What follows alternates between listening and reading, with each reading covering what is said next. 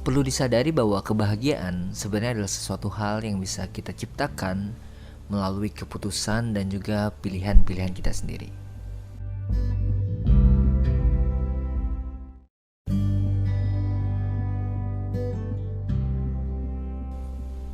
Halo, kembali lagi di podcast Psikolog ID, persembahan dari komunitas psikologi digital. Dan pada episode kali ini kita sudah masuk ke dalam bab 5 pembahasan dari ebook Be the Best Version of Yourself. Saya ingatkan kembali, jika teman-teman belum membaca versi ebooknya, Anda bisa download secara gratis dengan mengunjungi Instagram kami di @psikologid. Pada podcast kali ini kita akan membahas the science of happiness.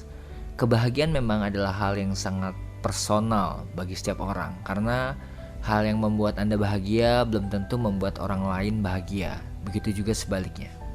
Tapi hal yang tidak bisa kita sangkali adalah kebahagiaan adalah salah satu dari sekian banyak hal utama yang diinginkan dan dijadikan tujuan oleh orang lain. Ya, jadi mereka ingin membahagiakan diri sendiri ataupun orang terdekatnya. Tapi satu hal yang seringkali kurang tepat jika kita menjadikan bahagia sebagai sebuah tujuan, maka kebahagiaan itu sebenarnya belum kita dapatkan saat ini, atau kita belum benar-benar bahagia, tapi kita akan mendapatkannya di masa depan. Dan bahayanya ketika kita menjadikan kebahagiaan sebagai sebuah tujuan, kita nantinya akan sulit membedakan antara kebahagiaan dan juga kesenangan. Padahal kesenangan atau pleasure adalah sebuah kondisi sesaat. Contohnya misalnya kita baru dapat sesuatu hal yang baru seperti hadiah, uang, kekuasaan, atau simpelnya gadget baru atau baju baru. Nah, kesenangan biasanya nggak akan bertahan lama atau sifatnya itu sesaat. Ya seperti tadi, ketika kita punya gadget baru, mungkin kita seharian penuh merasa senang dan biasanya ngutak-ngatik gadgetnya. Tapi apa yang terjadi kalau misalnya udah seminggu atau 1 bulan? Gadget yang tadinya membawa dalam tanda kutip kebahagiaan itu hanya akan jadi benda biasa. Benda yang belum tentu bisa membuat kita dalam kondisi yang sama ketika kita baru punya benda tersebut. Jika kesenangan didapat ketika kita mendapatkan sesuatu, maka kebahagiaan sebenarnya bisa kita dapatkan perasaannya ketika kita lega melepaskan sesuatu. Dan ini yang seringkali tidak kita sadari. Secara ilmiah, kebahagiaan bisa dimunculkan dari emosi yang kita alami, dan ini biasanya dijelaskan atau diwakilkan melalui zat yang ada dalam otak kita. Biasanya disebut sebagai neurotransmitter. Neurotransmitter ini akrab dengan istilah hormon atau hormon kebahagiaan. Jadi ada beberapa zat yang bisa kita munculkan dengan sengaja melalui beberapa aktivitas atau makanan, nutrisi tertentu. Intinya kita bisa melatih diri untuk jadi bahagia. Jadi bahagia itu bukan hanya sesuatu hal yang diberikan sama lingkungan eksternal atau sama orang lain ketika kita mendapatkan tadi. Tapi kita bisa belajar menjadikannya sebagai pola hidup. Nah, dengan sendirinya nanti kita bisa menciptakan bahagia dari aktivitas kita sehari-hari. Ketika membuat podcast ini, saya pun masih dalam tahap belajar menjadi bahagia dan belajar untuk membedakan antara mana perasaan senang dan bahagia tadi. Intinya ketika kita memacu hormon kebahagiaan atau neurotransmitter, ini bermanfaat untuk menjaga kesehatan mental diri kita dan juga menghindari stres berkepanjangan, dan secara alami kita jadi punya kemampuan untuk menyelesaikan masalah dengan baik. Saya akan menjelaskan 4 jenis dari neurotransmitter atau hormon kebahagiaan, bagaimana itu muncul, apa yang kita rasakan ketika muncul, dan bagaimana mengkondisikannya ya. Yang pertama adalah dopamin. Dopamin adalah hormon kebahagiaan yang muncul ketika kita berjuang untuk mencapai sesuatu. Jadi hormon ini bisa membantu kita untuk termotivasi. Ya mungkin kita pernah merasakan kenikmatan atau rasa senang ketika kita menang atau mendapatkan sesuatu tadi yang sudah saya jelaskan. Nah, sebenarnya itu rasanya dopamin. Jadi rasanya ketika zat dopamin itu mengalir atau ada aliran listrik di otak kita dan kita merasa nikmat. Lalu gimana caranya mendapatkan dopamin ini ya? Salah satu caranya adalah dengan menyelesaikan tugas sebaik mungkin atau mendapatkan prestasi. Jadi ketika Anda mendapatkan peringkat yang baik, secara alami Anda akan dapat dopamin, atau yang paling sederhana adalah membeli barang yang memang kita inginkan. Jadi misalnya kita lagi ingin membeli satu baju baru yang kita suka, ketika kita beli, secara alami dopamin ini akan terbentuk.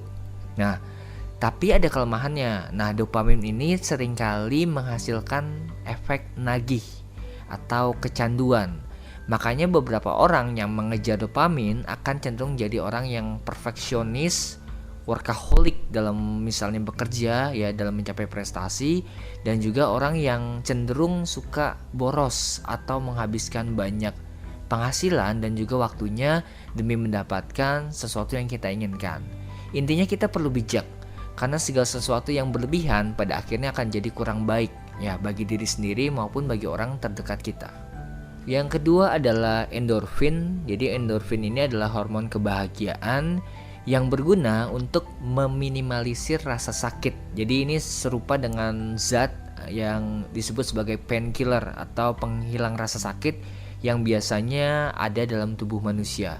Jadi endorfin ini membantu kita dari zaman purbakala pun untuk lari ketika misalnya ada pemangsa atau ada hewan buas. Nah, endorfin akan membuat kita memiliki daya tahan yang tinggi, seperti melakukan sesuatu yang berat atau sulit tapi senang kita lakukan.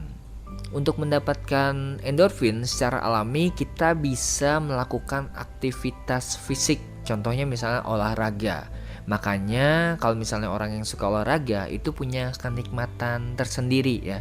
Jadi seperti nagih juga sebenarnya, tapi nagih yang positif. Jadi kalau misalnya kita udah terbiasa olahraga, terus di satu waktu kita berhenti untuk olahraga, rasanya tuh ada perasaan gak enak. Atau cara lain untuk mendapatkan endorfin adalah dengan makanan yang pedas. Jadi yang suka pedas, ketika kita ya misalnya coba nih makan satu keripik pedas lah, ketika kita makan terus kepedesan, tapi kalau berhenti nggak enak. Jadi misalnya kita makan terus walaupun kepedesan, itu bisa memacu kenikmatan tersendiri. Nah, itu yang kita dapatkan dari endorfin. Kemudian yang ketiga ada serotonin. Jadi ini hormon pembangkit mood. Ketika ada serotonin dalam otak kita, secara alami ini akan membuat perasaan kita tuh jadi menyenangkan. Kita jadi ramah dan juga suka bergaul. Nah, jika kekurangan serotonin, kita akan biasanya cepat tersulut emosinya dan juga mudah depresi. Bahkan obat-obatan antidepresan yang seringkali diberikan oleh psikiater itu mengandung serotonin. Jadi biasanya digunakan untuk penanganan depresi. Intinya, serotonin adalah zat di mana rasa bahagia itu muncul ketika kita mendapatkan pengakuan, dianggap penting, menjadi lebih percaya diri, dan sebagainya. Lalu gimana cara mendapatkannya? Serotonin biasanya bisa diperoleh atau didapatkan dari membangun hubungan atau komunikasi intens dengan orang lain. Contohnya misalnya kita melakukan aktivitas ngobrol dengan orang yang seru, yang memang kita sukai, atau misalnya chatting atau sekedar menyapa orang lain. Sosial media adalah salah satu jenis cara untuk kita mendapatkan serotonin. Jadi makanya banyak orang yang menghabiskan waktunya lebih banyak itu untuk beraktivitas lewat sosial. Nah, itu demi kebahagiaan juga. Kemudian yang terakhir, yang keempat adalah oksitosin. Jadi ini seringkali disebut sebagai hormon cinta atau kebahagiaan yang didapatkan dari keintiman dan juga kepercayaan. Jadi oksitosin secara alami akan membuat kita merasa aman, nyaman, dan merasa bahwa segala sesuatu itu jadi baik-baik aja. Nah, cara mendapatkan oksitosin adalah dengan mendekatkan diri dengan orang-orang yang kita sayangi dan juga kita percayai. Jadi oksitosin dihasilkan melalui pelukan ya dengan orang yang kita sayangi, kemudian sentuhan fisik. Misalnya lagi ada dalam keadaan sedih atau stres, tiba-tiba ditepuk atau dipeluk. Nah, ini bisa memicu oksitosin untuk muncul. Selain itu, oksitosin juga bisa kita peroleh melalui kebaikan yang kita berikan kepada orang lain.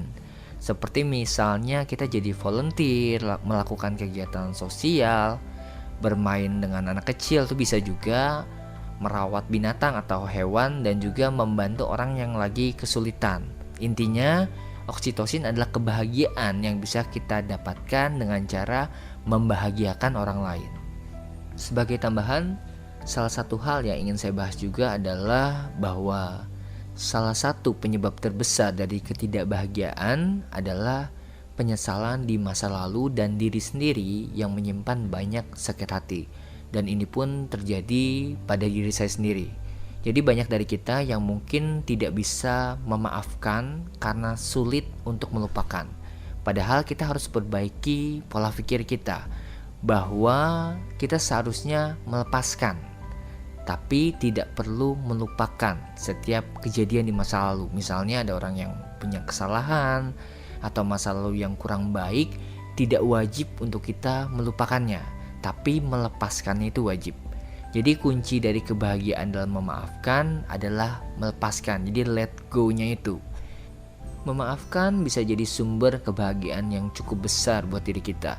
Dan kunci dari kebahagiaan dalam memaafkan adalah melepaskan tadi, ya. Jadi kita harus tanamkan dalam diri kita bahwa memaafkan bukan memberikan maaf, tapi melepaskan maaf. Karena contoh sederhananya gini, ketika ada satu orang yang salah sama kita, kan kita sulit untuk ngasih sesuatu. Orang dia udah salah sama kita, masa kita malah ngasih sesuatu atau memberikan maaf tadi. Tapi kalau misalnya pola pikir kita diganti, maaf itu bukan sesuatu hal yang diberikan, tapi dilepaskan. Karena pada prinsipnya ketika kita tidak melepaskan maaf, itu akan jadi beban kita sendiri. Jadi kita menanggung beban yang seharusnya tidak kita tanggung. Dan itu akan mengganggu aktivitas kita, karena kita akan terkunci dalam perasaan sakit hati.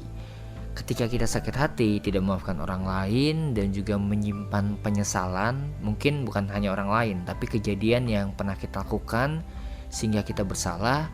Nah, kita seperti terpenjara dalam dunia atau zona kita sendiri. Jadi pada prinsipnya kita boleh kok mengingat kembali setiap kejadian yang mungkin dulunya menyakitkan buat kita. Tapi coba ingat dengan cara yang berbeda. Mengingatnya kembali tidak dengan sakit hati, tapi dengan prinsip bahwa ya udah, itu kan kejadian yang sudah berlalu dan saya sudah melepaskan kejadian itu. Selain terjebak oleh kejadian dan kesalahan di masa lalu, kita juga seringkali terbawa oleh peristiwa yang akan datang di masa depan. Jadi kita sering menerawang apa yang akan terjadi nanti, kemudian rencana ke depan seperti apa, dan itu juga seringkali yang membuat diri kita tidak menikmati, tidak sepenuhnya hadir dalam keadaan saat ini. Memang adalah penting untuk merencanakan hal baik di masa depan, tapi yang jauh lebih penting adalah membuat diri kita bahagia di keadaan sekarang. Jadi melalui keputusan kita, melalui aktivitas kita, belajarlah bahagia dari hal-hal kecil yang kita lakukan saat ini.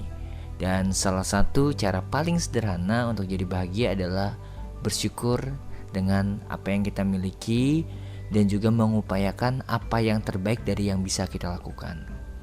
Oke, cukup sekian untuk podcast kali ini. Terima kasih untuk teman-teman yang sudah mendengarkan, dan sampai bertemu lagi di podcast dan pembahasan berikutnya.